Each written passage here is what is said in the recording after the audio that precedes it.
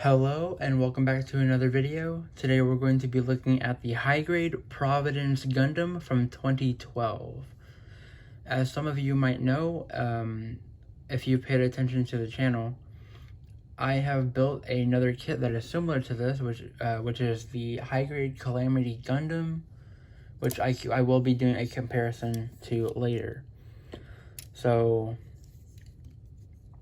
moving on to the actual kit with the appearance, honestly, for a kit that came out in like 2010, I said 2012, right? This looks and feels like an old kit. Like, just the plastic quality of it and the way that it looks, the build of it, it is definitely out of date for sure. But I do, for what it is actually, I do really like how detailed it is, because you do have quite a bit of areas that you can paneline and bring out some detail on some areas.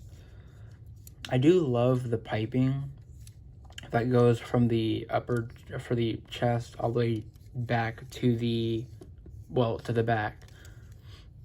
I feel like it's been done very well with that. Moving on to the stickers, actually, which is part of the appearance of this. This is the main sticker sheet, which is for the eyes. One for the eyes, and the other one is actually not for a head camera, but for the sensor on, or the sight on the arm-mounted weapon. I'm not sure what these weapons are called actually, because I did not do my research, and two, this kit came out around the time where the manuals are not in English. So there is that. But the overall design of this, I really like. The shoulders are really cool. The legs are also really cool. Although from the side view, I'm not sure about the lore of this, but this leg design is giving Zeta vibes to me. I'm not really sure if that's what they were going for, but again, I don't know the lore behind this Gundam, but yeah. One thing that I don't really like about this kit is actually, well, the Gundam overall is actually that dark piece that's behind the V-fin. I feel like it doesn't really look good, but it is what it is, honestly. Overall, I really like this kit. With the appearance and stuff. And here is the backpack, which is actually the one part of the kit that the one part of the Gundam that I actually do not fully like. I just think that having a giant star on your back is kind of, well, it's interesting, but it's also a giant target, I guess. Again, I don't know the lore behind this, and I don't know if there's like a design behind the lore, in the lore or whatever. You can take these off, these little bits right here. All three of them can come off. But yeah, so moving on to the articulation. So again, this is a very old kit. Well, I don't know how old 2012 is, but pretty old. So one thing I don't really remember the build too much about this, but there is a a ball joint here. I don't know if there's a joint underneath, because some kits do have a joint underneath, although sometimes they do not function. So inside of the neck here, we only have a single ball joint, which can let the kit look up that far, and it can look down that far. It can not do a 360 because of the collar gets in the way. The torso has no articulation. However, if you lift up the polycap, or if you lift the torso from the polycap, you can expose the peg. You can get some range in that. So I guess you can count that as an ab crunch. I'm not really sure how you would classify that as, but it is pretty efficient for polycap placement. Pushing it back down. There is a polycap. Wait, actually, no, it's a swivel, right? Yeah, there we go. Oh, yeah, I could have broke that, actually. This is why a lot of kits are, well, this kit in particular is obviously quite different from modern day kits. I thought there was a joint inside of the torso, but this is such an old kit that they had a peg attached to the armor, and I could have broke that. And there is a polycap inside of the shoulder there. So 360 degree spin, armor rotation, that's all you get. The actual shoulder joint itself, moving the armor down does not get you anywhere else. That is as far as the arm can go up to the side. So that's straight up 90 degrees pretty much.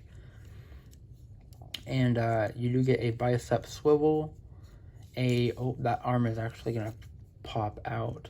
But you do get a single, I don't know what that was. I don't know if you heard that, and I don't know what that was. Oh my goodness.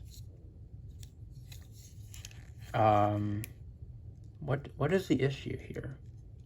I don't.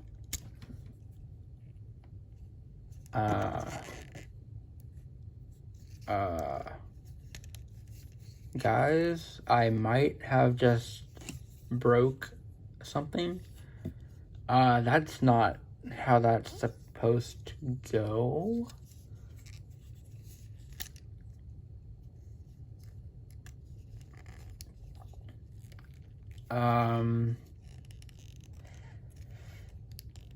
Oh, okay. Well, I'll wait, hold on. Maybe if I just rotate that the way that it needs to be, and then slide that back on. There we go. Okay. Problem solved. Okay, so a new issue has been found. This piece right here, the elbow, where the elbow joint is, it kind of clashes with the actual armor.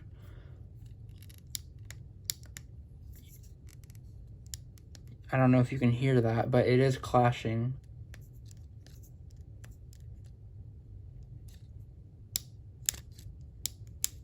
Yeah. But anyways, you get a single point bend about 90 degrees, a little bit over, if you're that precise, but it's pretty much 90 degrees. And you have your standard ball joint style wrist. Moving down to the torso, to the waist, you do get a front skirt that you cannot separate because they do not have ball joints inside of the torso, inside of the skirt. It's just a cylinder. So if you cut the front skirts in half, they will probably fall out.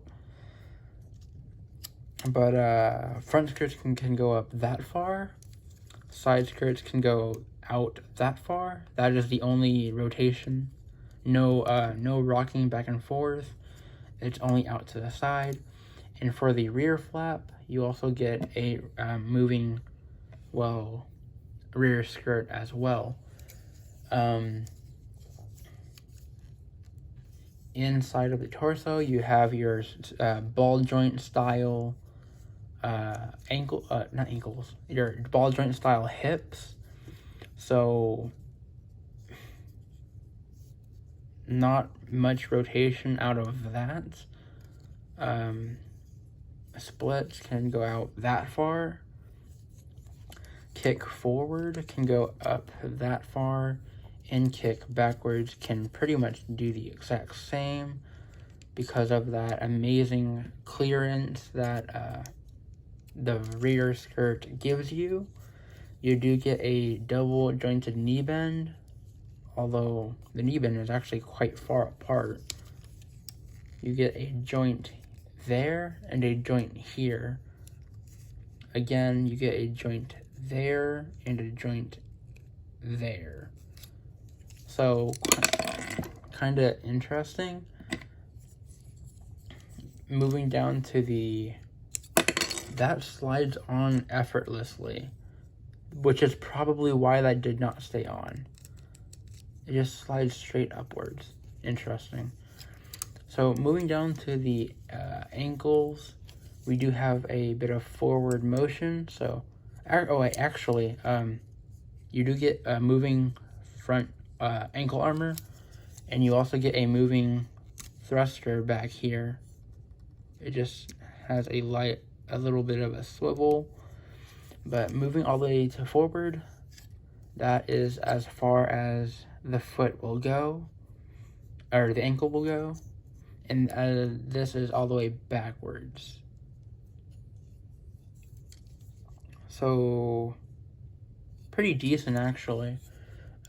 Moving to the outside, that's as far as you get outside, or outwards I mean, and this is as far as you can get on the inside. So, yeah, that's outside again. I think that's a little bit better than the first time I posted it, but not great at all. And that fell off again. And moving on to the backpack, because there are these that rotate. I don't really know what these are, but yeah, that's the only rotation on this. Oh, and by the way, you are able to put these bits back on backwards if you want to, but just know the shorter length is meant to be on the outside. So, like, because of this part is a bit longer than this top part, this shorter top part is the part that is always facing outwards, so you don't mess up putting them on. This is your different style backpack. Yeah, there is no backpack adapter with this kit. And yeah, so the pegs here are very far apart from each other, which does not make this kit compatible with any modern kit, unless you modify it a little bit. But all you have to do is attach it on like so to the back, and that is the entire kit put together. So that's what that looks like. Moving on to the accessories, we do have this rifle, or I'm not sure what you would call this, but you do get a swivel right here, so a swiveling handle. No sticker for the sight, no stickers at all except for that accessory sticker. Wait, did I show you guys that? I don't think I did. This is the it's upside down. This is the accessory sticker. That is what I like to call it. because this does not actually matter to the actual kit. This is just extras. You can put it on whether you want to or not. But obviously, I do have some all around. Well, not all around, but mostly just on the shoulders and here on the rifle. And the way that you attach this on is sandwich style, of course. One thing about this kit is I don't really recommend messing with the hand a lot because this is an older kit. It only has like one stable attachment, which is a peg and slot situation. So that can slide out quite easily. So the hand can separate pretty easily. One thing about this actually is that the handle is actually very thin compared to the actual hand itself. So you do get movement there, but if you put it over here, that does fit a lot better. I'm not sure why they made the swiveling handle the right size, but in the actual handle a smaller size. But they did do that. So again, you just want to close up the hand and put that back in the hand and attach to the arm, and that is the rifle attached. There's no storage for that, by the way. No storage for that. Moving on, we do have the arm weapon beam stuff. Pretty cool, pretty neat, pretty jet plane looking, to be honest. Sticker, ZAF sticker, sight again, little guns on the side, and that slot in the middle, which is for a very weak beam effect.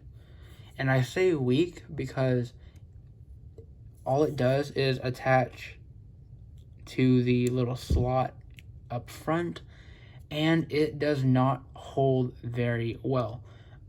If you have it pointing downwards, or just if you have this kit standing and this is pointing downwards, or if you just have it pointing downward anyways, if you can actually already tell that beam is bending. But my point is, this can easily be knocked out. It can easily be knocked over by like a shelf, just shelf stuff, anything really. It will hit the beam and it will cause it to rotate a little bit, which of course will make the beam fall outwards. Or just words are difficult. But anyways, you don't actually have to remove the hand for this, but you can slide the arm beam saber. I don't know, but you can actually put that. All you have to do is just slide it right on over, and that is that, which does give this kit quite the asymmetrical touch. And again, you can put the beam inside of there, but be careful not to hit anything with it. One thing I would like, one more last accessory that I want to show you is, well, the exact same thing that the Calamity Gundam has, which is the stand adapter, which is pretty simple. You just slide it over the waist peg and attach the torso back on to sandwich that bit in place, and there you have the adapter attached. Now, moving on to the comparisons, because why not? High grade RX-78-2, high grade Calamity Gundam. Moving the RX-78 out of the way, these two, I already made a video on the Calamity Gundam. The link for that will be in the description below. But these kits are the same, or well, the same year, same build. Of course they do have their differences. And I would prefer the Calamity Gundam over the Providence, to be honest, because I feel like it's a bit more interesting. The colors are interesting. And this shield does not want to peg back in. There we go. Okay, there we go. If you move to the back, they both have the same stand adapter that I mentioned a few seconds ago. And this beam is falling out. I'll just remove it. But yeah, so they are the same. My goodness. They are the same height, which also further solidifies my point of them being the same. So same year, same build quality. They both feel like they're old, and they are both the same height. That's pretty much all there is to it. I don't remember what kit this was. I have another kit that I think is similar to this. I think it's the Forbidden Gundam. I think I have that somewhere in the backlog.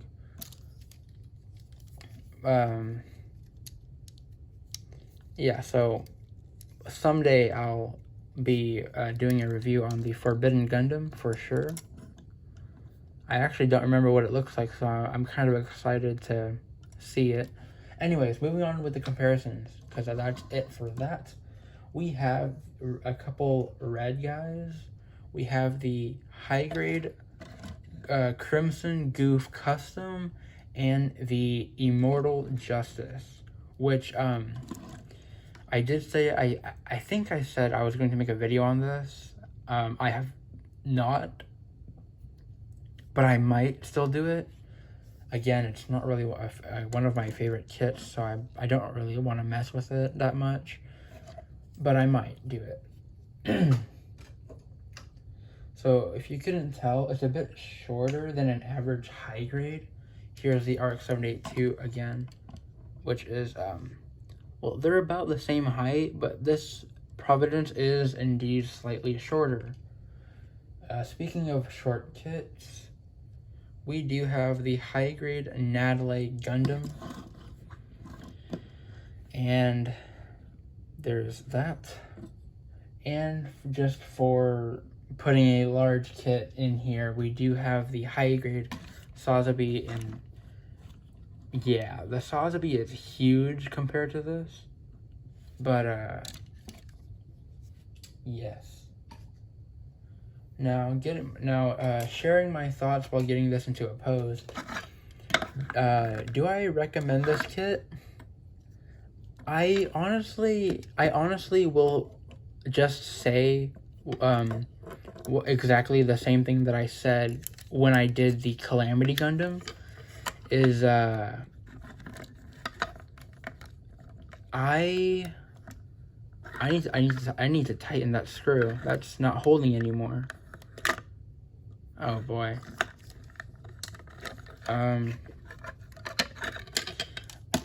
Anyways, I will say the exact same thing that I said with the Calamity Gundam. I think it's gonna be a 50-50. I would say, oh, that's way too tight.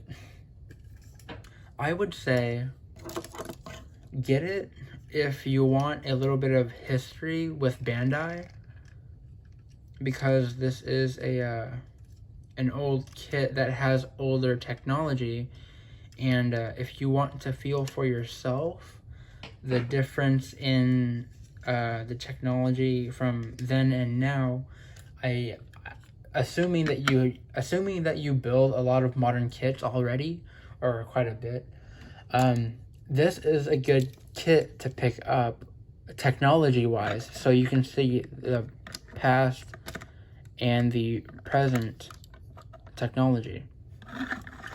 Now,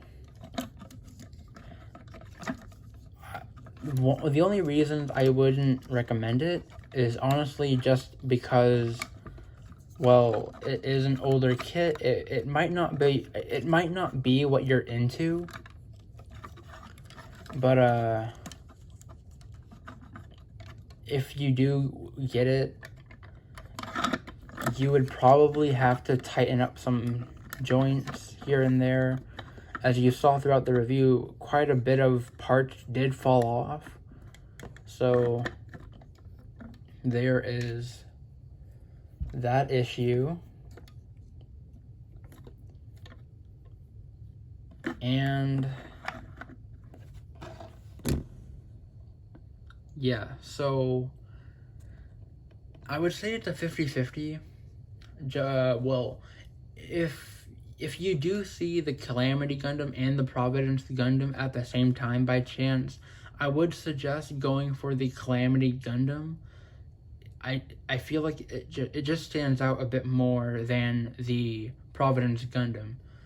But both kits are good. But yeah, so that is, those are my thoughts. I give this kit a 50-50. It is really up to you if you want to get this. But yeah, so if you did enjoy this review, leave a like and consider subscribing for more reviews. And to help out the channel, it would be greatly appreciated. And I will see you guys in the next one.